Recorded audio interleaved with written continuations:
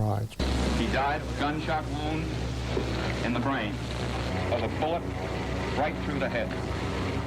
John Kennedy was obviously shot from the front. Everybody knows it. Virtually everybody in Dealey Plaza rushed to the grassy knoll where they heard the sounds. It came from a fence between the book depository and the railroad track. From behind the overpass over there,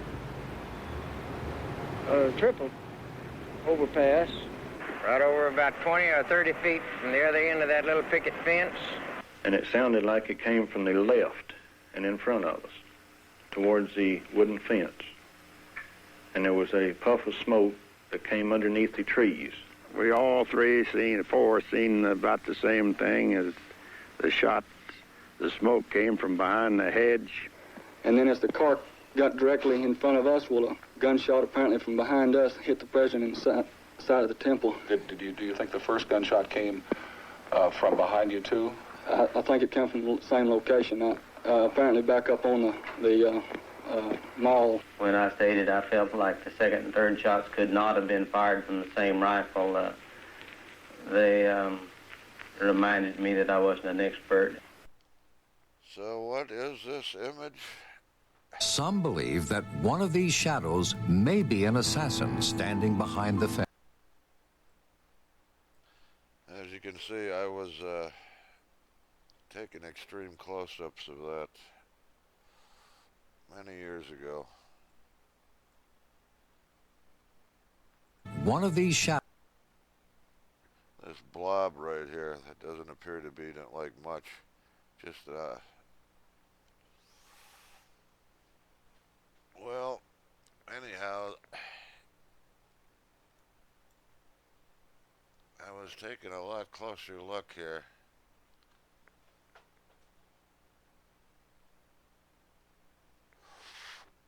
Let's see if you see what I saw.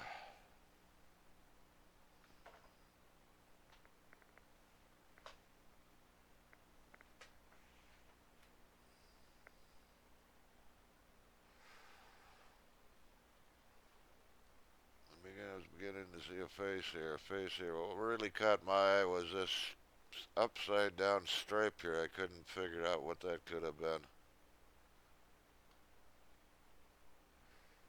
So I was looking a little closer. So that's a little closer up of that image right here. As you can see, this is on the, this is picked up on television as they zoomed in on the Mormon photo. This was in a book, double page enlargement.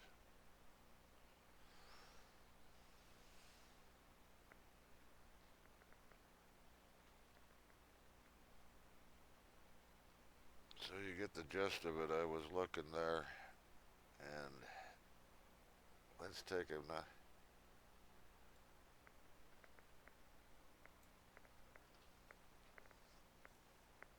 Here's some of the images I've extracted from that.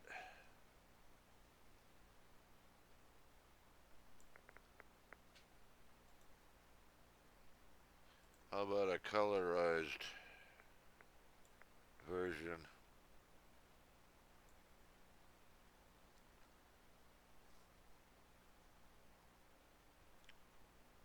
One face there, one face here.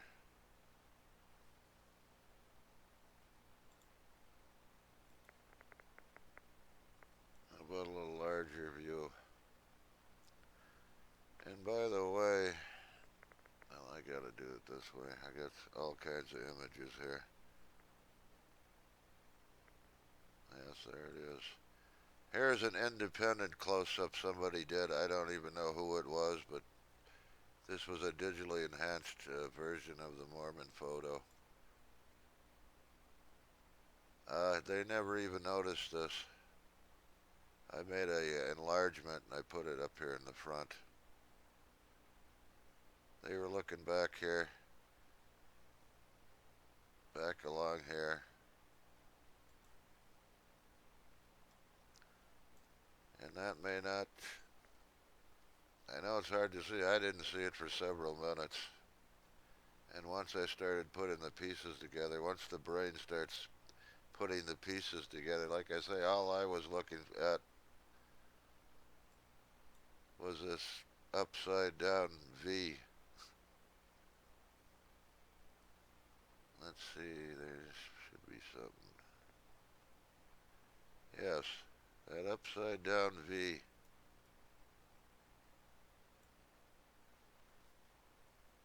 And then I noticed there were a few others. There was this, what appears to be a circle here, just above that. And then I started putting the pieces together. You start seeing the faces. Once you start seeing the faces, understand this is the left arm.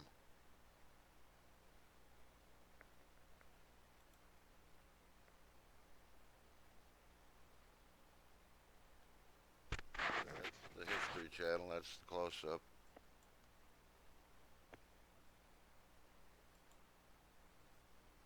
Again,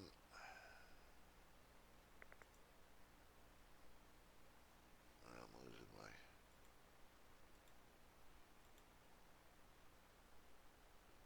Where is the color?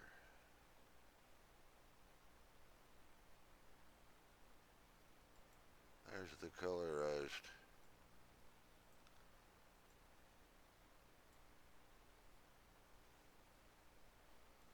So there's definitely something very unusual there, to say the least.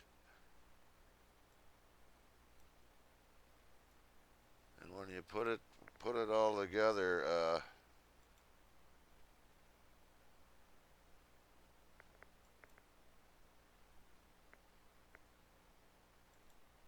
can find that one again. Well, anyways, here's an even more extreme close-up. Let me see if I move that in a little.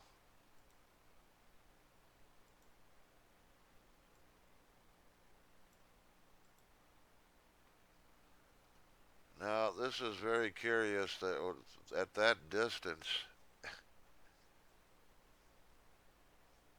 I mean, it's picking up this, and it does look like some writing much similar to this.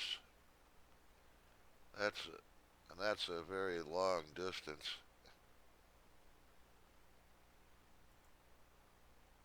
But anyways, I can't get this to work.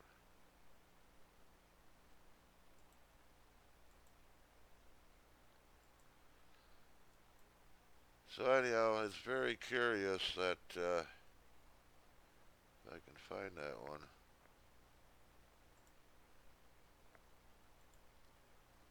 Where is it? It's very curious that you'd have two images like that found in this one photograph. And not only that, but an image like that also. Now, anyone who thinks of the lights and shadows, there's always a possibility of lights and shadows, but those are the damnedest lights and shadows I've ever seen. And as far as I'm concerned, this makes more sense than anything.